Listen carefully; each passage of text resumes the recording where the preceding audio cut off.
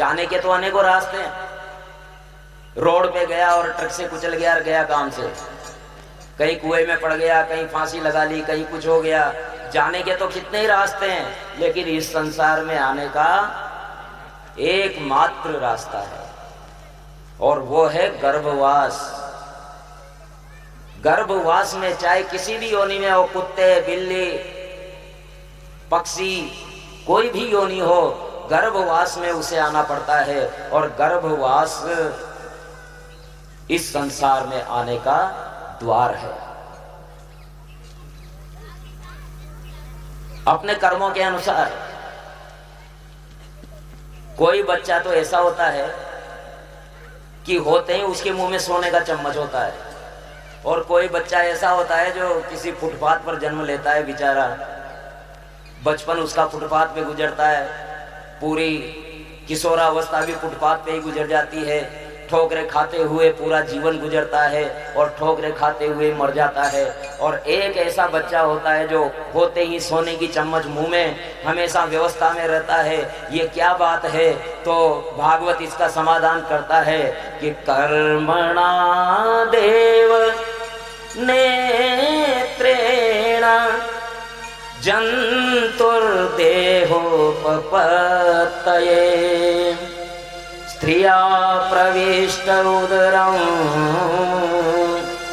पुंसोरेत गणाश्रय। अपने कर्म के अनुसार व्यक्ति पुरुष के तेज का आश्रय लेकर के स्त्री के उदर में प्रवेश करता है। गर्भाधान के दिन जीव पानी के बुलबुले सा होता है, केवल बुलबुला। 10 दिन में बेर के फल के समान बड़ा और कड़ा हो जाता है। 1 माह में सिर बनता है उसका, 2 माह में हाथ पांव का विकास होता है, 3 माह में बाल नाखून, 4 माह में सप्त धातु, 5 माह में गर्भस्थ शिशु को भूख प्यास लगने लगती है और 6ठे माह में माता के पेट में बालक भ्रमण करने लगता है। जहां गर्भस्थ जीव रहता है वो गंदगी का स्थान होता है, विष्टा मूत्र से भरा हुआ रहता है।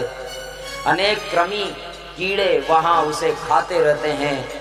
शिशु को बड़ी पीड़ा होती है। माता के द्वारा कभी तीखी खट्टी चीजें खा ली जाती है तो उस बच्चे के सुकुमार शरीर पर बड़ी पीड़ा होती है।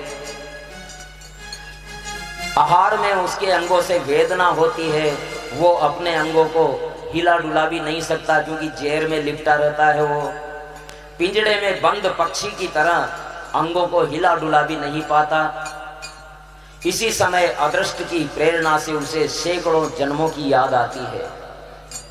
100 जन्मों से मैं क्या करता रहा हूं, हर बार मैं गर्भ में आया हूं, हर बार मैंने ये कष्ट उठाया है, हर बार मैं इस गर्भ से बाहर निकला हूं। जैसे ही बाहर निकला और मेरी मति बिगड़ जाती है, फिर से पाप कर्मों में लग जाता हूं।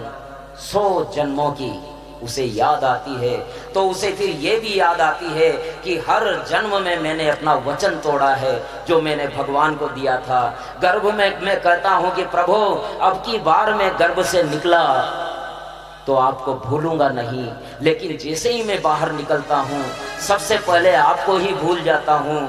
लेकिन प्रभु हे नारायण,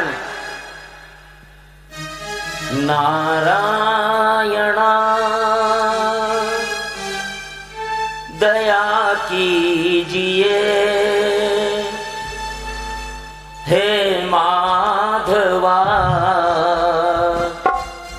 दया कीजिए, नारायणा दया कीजिए, हे माधवा दया कीजिए, नारायणा दया कीजिए, हे माधवा दया कीजिए, नारायणा दया कीजिए, दया कीजिए, दया कीजिए, नारायण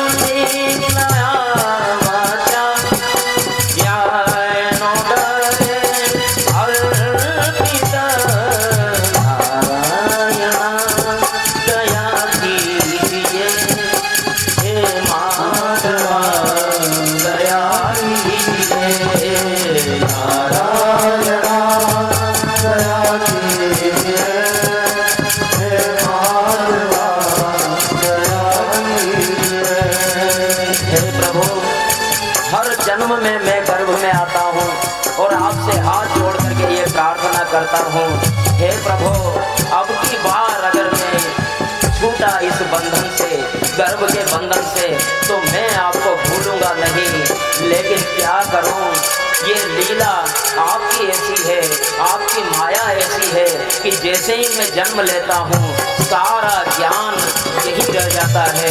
हे प्रभु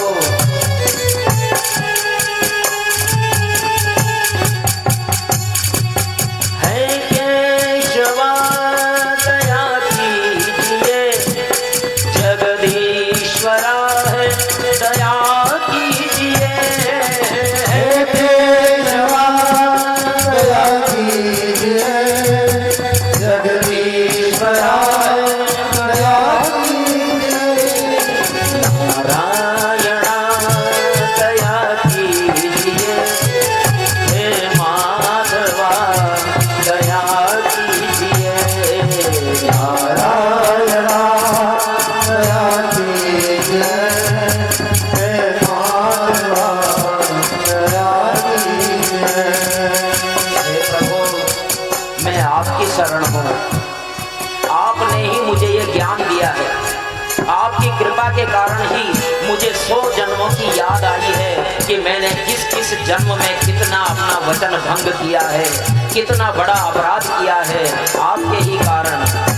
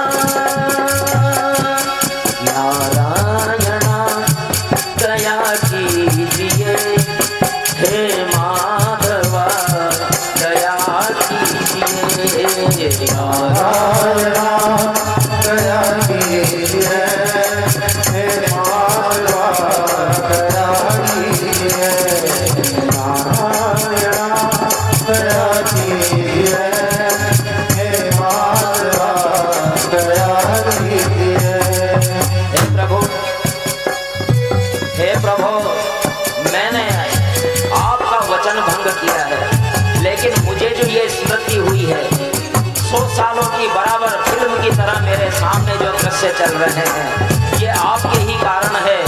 जिस परमेश्वर ने मुझे ये दिव्य बुद्धि दी है, क्यों नहीं मैं उसी की शरण जाऊं। हे प्रभु बाहर निकालो, गर्भ में मैं बड़ा दुखी हूँ, बड़ा दुखी हूँ प्रभु, बाहर कब निकालोगे।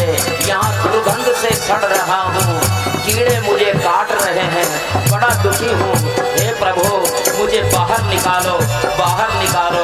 लेकिन फिर उसे याद आता है कि मैं हर जन्म में इसी प्रकार से करता रहा हूँ। बाहर निकलते ही फिर से मैं भूल जाता हूँ, तो फिर वो अपनी प्रार्थना बदल देता है। अब तक कह रहा था कि प्रभु मुझे बाहर निकालो, लेकिन अब वो कहता है कि प्रभु भले ही मैं यहाँ दुर्गंध में हूँ, भले ही मुझे यहाँ कीड़े काट रहे हैं, लेकिन मैं जैसा भी हूँ यहाँ मैं आपको तो याद कर रहा हूँ। जैसे ही गर्भ से बाहर निकलूंगा आपकी माया मुझे फिर से भटका देगी, इसलिए मैं बहुत दुखी हूँ यहाँ, लेकिन फिर भी बाहर नहीं निकलना चाहता। आप मुझे यहीं रख लीजिए। पड़ा तेरी माया के जंजाल में, पड़ा तेरी माया के जंजाल में, देखो जरा हूँ मैं किस हाल में। पड़ा तेरी माया के जंजाल में, देखो जरा हूँ मैं किस हाल में। अनर्थों का सागर ये संसार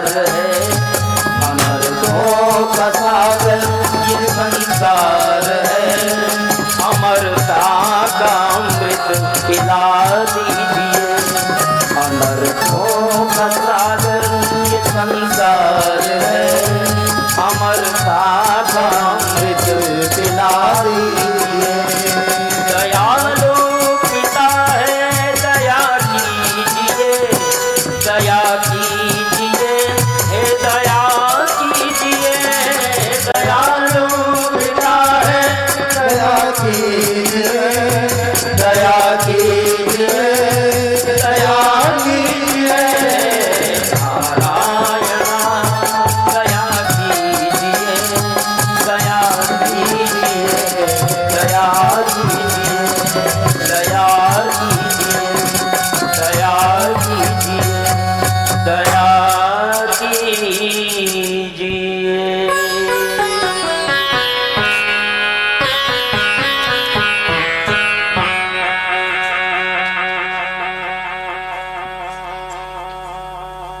नीचे मुख करके ऊपर पैर करके गर्भस्थ शिशु परमेश्वर के ध्यान में लगा रहता है। और ऐसे समय में अगर कोई गर्भपाती उसको मेडिकल के ओर लिए और वासुकी नाग उस मंदराचल के लिपट गया, देवता लोगों ने कहा कि हम फण की तरफ रह जाते हैं, तो राक्षसों ने कहा कि तुम हमेशा हमें नीचा दिखाते हो, फण की तरफ तुम क्यों रहोगे, हम रहेंगे फण की तरफ। बोले ठीक है आप रहो।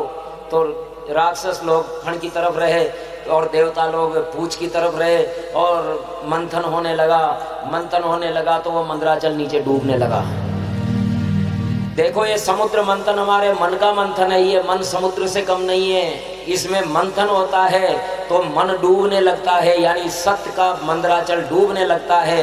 तब कश्यप नारायण की शरण लेनी पड़ती है। भगवान ने कश्यप अवतार लिया और मंदराचल के नीचे जाकर के और सहारा दे दिया।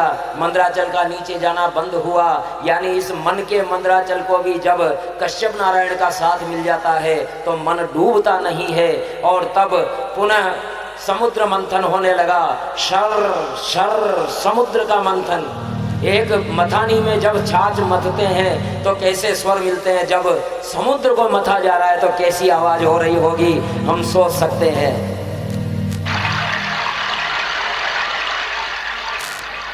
समुद्र मंथन बड़े वेग से होने लगा।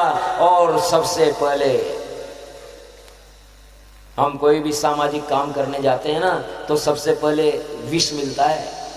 ये हो गए ठेकेदार समाज के, ओहो ये हो गए समाज के सुधार, ये करेंगे समाज का सुधार। देखो देखो देखो नए नए समाज सुधारक हुए हैं। सबसे पहले आलोचना मिलती है और जिसने इस विषय को पचा लिया वही नीलकंठ कहलाता है। तो सबसे पहले हलाहल निकला, हलाहल निकला और हलाहल के लिए अब क्या किया जाए, पूरा जगत जलने लगा, देवता जलने लगे और जलते जलते वही भगवान भोलेनाथ का प्रार्थना करने लगे। जय भोलेनाथ गिरिजापति, जय भोलेनाथ गिरिजापति, शरण तुम्हारी आए, शरण तुम्हारी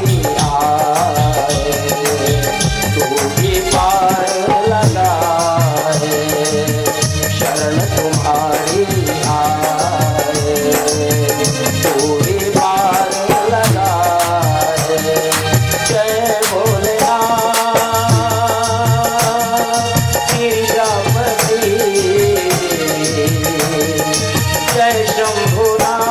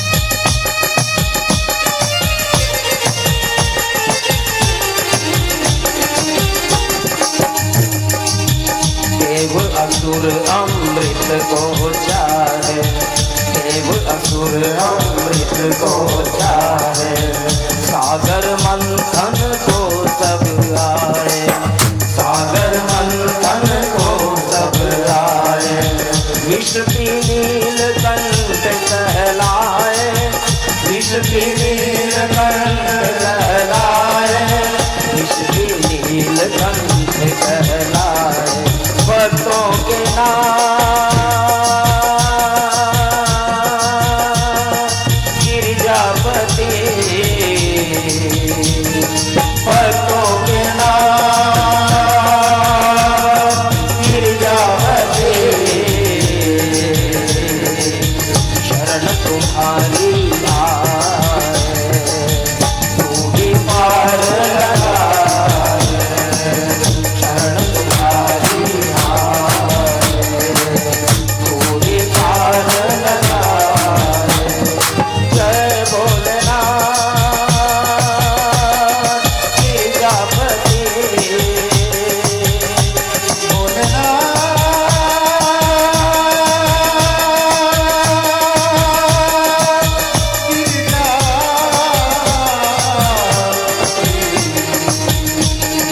जय भोलेनाथ गिरिजापति, जय भोलेनाथ गिरिजापति, त्रिलोकीनाथ जय पशुपति, शरण तुम्हारी आए, तू ही पार लगाए, शरण तुम्हारी आए, तू ही पार लगाए, जय भोलेनाथ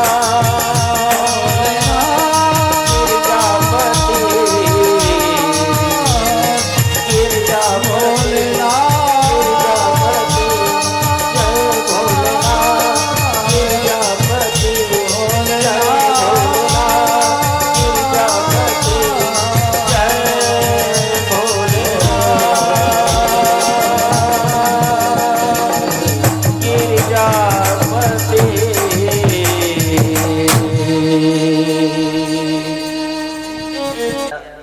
और उन्होंने कहा कि अगर मैंने सपने में भी किसी पर पुरुष का ध्यान भी नहीं किया हो, यानी पुरुष केवल मेरा पति और कोई पुरुष ही नहीं है, तो उस तप के प्रभाव से, उस सत के प्रभाव से ये तीनों दूध पत्ते पीते बच्चे हो जाएं, और जल ला करके उन तीनों पे छिड़क दिया और वो एक एक बारिश के बच्चे हो गए। ब्याह ब्याह ब्याह रोने लग गए। माता ने अपने वस्त्र हटा करके बड़े प्रेम से उन्हें अपना स्तन पिलाया, दूध पिलाया और पलने में झुला दिया। थोड़ी देर में अत्रि ऋषि आए, बोले देवी ये तीन तीन पालने। अचानक मैं गया था तब तो कुछ नहीं था, घंटे 2 घंटे में ही तो आया हूं, इतनी सी देर में ये तीन तीन बच्चे, कि भगवान ये आपके ही बच्चे हैं। तो अत्रि ने कहा कि ठीक है भाई, बच्चे हैं तो बहुत अच्छी बात है, घर में रौनक आ गई। अब बहुत टाइम गुजर गया, बहुत समय गुजर गया, तीनों देवताओं का कहीं पता नहीं, सृष्टि के सारे काम रुक गए, न किसी के यहाँ जन्म हो रहा है, न किसी के यहाँ मरण हो रहा है, और पालक विष्णु के बिना सारे के सारे भूखों मरने लग गए। सृष्टि के 3 मुख्य काम प्रभावित हो गए, बाधित हो गए। तो अब ब्रह्माणी जी, लक्ष्मी जी, पार्वती जी तीनों मिलकर के और विचार करती है क्या करें। क्या अरे हमने उसका सती का परीक्षा लेने भेजा था, कहा हाँ मैंने भी ऐसा ही किया था, तो वो तब से ही नहीं आए, कि हाँ हमारे भी नहीं आए। इतने में नारद कहीं दूर नजर आए कि अरे नारद इधर आ के नहीं नहीं मैंने व्रत लिया है, मैं नारियों का दर्शन ही नहीं करता। दूर भाग गए कि आज अच्छा नहीं होगा।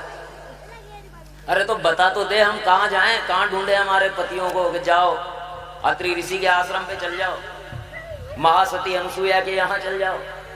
और वो महासती अनुसुईया के यहाँ गई और वहां जाकर के दस्तक दी, दरवाजा खटखटाया। जैसे ही दरवाजा खुला, बोलिए कि माताजी हम आपकी बहुएं हैं। तो बहुएं हैं तो अंदर आ जाओ। अंदर ले लिया, लगो चौके बुहारे में, झाड़ू पोछा करो, बहुए हैं तो काम करो। यहाँ काम करने लग गई, सारे झाड़ू पोछा लीपा पोती जो भी करना था करने लग गई, भोजन बनाने लग गई। इतने में ससुर जी आए, अत्री जी। अत्री जी आए तो तीनों घूंघट लेकर के कोने में बैठ गई, 3 कोनों में। तो अत्री जी ने पूछा कि देवी ये तीनों कौन है? कि महाराज ये आपकी बहुएं हैं। तो अत्रि ऋषि ने कहा कि देवी तुम्हारी माया का भी पार नहीं है, 1-1 बालिश के तो बेटे और 6-6 फीट की बहुएं, गजब करती हो तुम भी। 6-6 फीट की बहुएं। खैर ठीक है, बड़ी बहू बड़ा भाग, अच्छा है, बहुत अच्छा है। अब वो करती रही काम, माता के चरण पकड़ लिए तीनों देवियों ने, कहा कि हमारे पति हमें दे दो। कि आपके पतियों को रोका किसने? ले जाओ। कि हमें पता ही नहीं लग रहा कौन सा हमारा पति है, सब बालक है बात बात करके इन्हें अपने। तो अत्रि और अनुसुईया ने कहा कि देखो, अनुसुईया माता ने कहा कि इन लोगों ने मेरा दूध पिया है, मेरी आत्मा का रस पिया है और मेरा आत्मिक संबंध बन गया है, रक्त संबंध बन गया है। अब मेरा इनमें मोह हो गया है, इसलिए ये मेरे पुत्र हैं, मैं इन्हें नहीं दूंगी। अब ये अपनी छाया यहाँ छोड़े तो मैं इन्हें दे सकती हूँ। और तब देवी कहती है कि भगवती आपका अवश्य ये मंतव्य पूरा होगा। और तब वापस से अत्रि ऋषि के कमंडलू से जल लेकर के पुनः छींटे मारती है और तीनों देवता अपने मूल स्वरूप में आते हैं और वो कहते हैं माता पिताओं, हम आपके यहाँ अवतार लेते हैं। ब्रह्मा के अंश से चंद्रमा, विष्णु के अंश से गुरु दत्तात्रेय। दत्तात्रेय जो सन्यासियों के बहुत बड़े गुरु हैं, वो दत्तात्रेय विष्णु के अंश से, और शंकर के अंश से दुर्वासा, जो जिनके क्रोध के नाम पर बड़ा, उनके जैसा क्रोध हो ही नहीं सकता। अगर कोई बहुत बड़ा क्रोधी होता है तो उसको संज्ञा दी जाती है कि कहीं दुर्वासा ही हो रही हो। ओ दुर्वासा ऋषि, शंकर के अवतार। इस प्रकार अत्रि और अनुसुईया की ये कथा आती है और भगवान वहां प्रेम के वशीभूत होकर के और अवतार ग्रहण करते हैं तीनों देवता। ये ऐसा दंपति है जहां ब्रह्मा विष्णु महेश तीनों ने अवतार लेने के लिए मजबूर होना पड़ा, विवश होना पड़ा। अब दूसरी पुत्री की कथा आती है, दक्ष पुत्री की। कि दक्ष पुत्री सती, दक्ष ने बड़ी तपस्या की और महादेवी को, आदि शक्ति को पुत्री रूप में प्राप्त किया। और पुत्री रूप में प्राप्त करके और उनका विवाह ब्रह्मा जी के कहने पर भगवान भोलेनाथ को दे दिया, कर दिया। तब अब हुआ क्या था कि एक बार बहुत बड़ा यज्ञ हो रहा था, सम्मेलन हो रहा था, एक तरह से सम्मेलन माने। सारे देवतागण वहां विराजमान थे। जय हो गणपत जी, तिलक कीजिए पंडित जी के।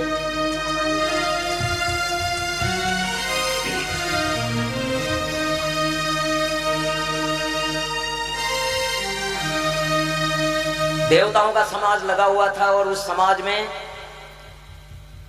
ब्रह्मा विष्णु सारे के सारे देवता दिक्पाल वगैरह सब कुछ बैठे हुए थे। प्रजापतियों का सम्मेलन था। ऐसे में प्रजापतियों का अधिपति बन गया था दक्ष। अब भोलेनाथ को उस सभा का अध्यक्ष बनाया गया था।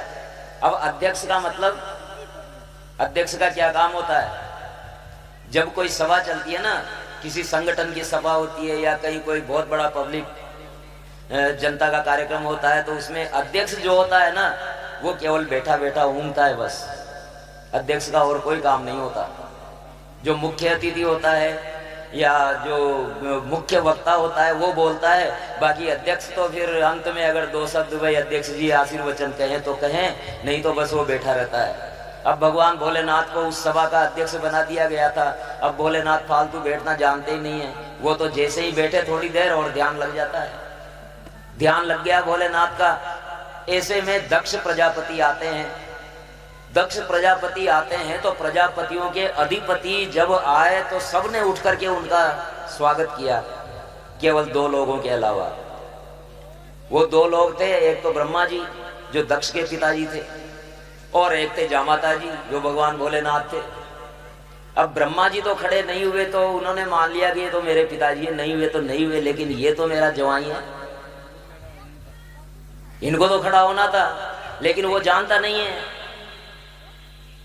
हमने एक गीत लिखा था कि ये हिमालय कहे शिवोहम शिवोहम, तो हमारे एक कवि मित्र हैं जो अड़ गए मेरे से कि हिमालय तो कह ही नहीं सकता कि शिवोहम। कह रहे भाई तुम कह रहे हो, लेकिन मैंने सुना है कि हिमालय शिवोहम कह रहा है।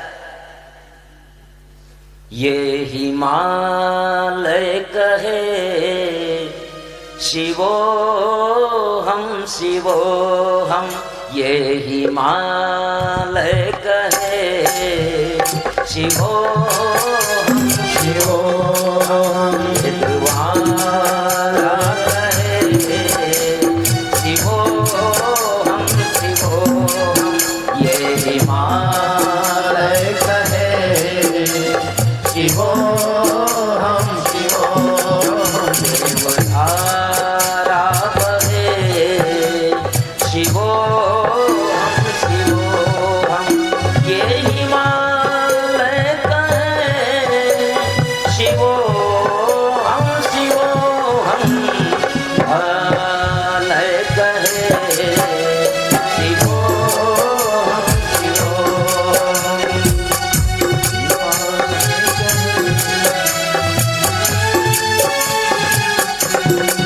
पर्वतों का किशन, गीता में भगवान कृष्ण ने कहा है कि पर्वतों में मैं हिमालय हूँ, भगवान कृष्ण ने कहा है, इसीलिए कहा पर्वतों का किशन देवरूपी हिमालय, पर्वतों का किशन देवरूपी हिमालय, हर शिखर ये कहे हर शिखर यूं खड़ा हो शिवाला, हर शिखर यूं लगे जो खड़ा हो शिवाला, हर शिखर यूं लगे जो खड़ा हो शिवाला, देवतारो कहे शिवोहम शिवोहम, देवतारो कहे शिवोहम शिवोहम, ये हिमालय कहे शिवोहम शिवोहम। अब वो कवि हैं, बहुत अच्छे कवि हैं, बहुत अच्छा लिखते हैं, लेकिन अब उनके नहीं, हिमालय तो शिवोहम कह ही नहीं सकता।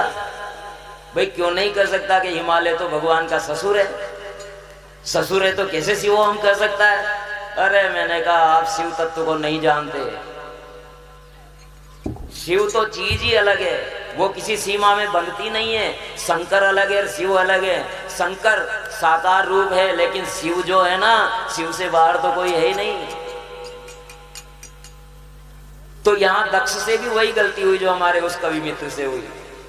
हिमालय तो शिवोहम कह ही नहीं सकता, अड़ गए, बुरी तरह अड़ गए। बड़ा मुश्किल से समझाना पड़ा उनको, बड़ी मुश्किल से समझ में आया। वो यही कहते रहे वो तो जवाई है, आखिर ससुर अपने आप को जवाई कैसे कर सकता है?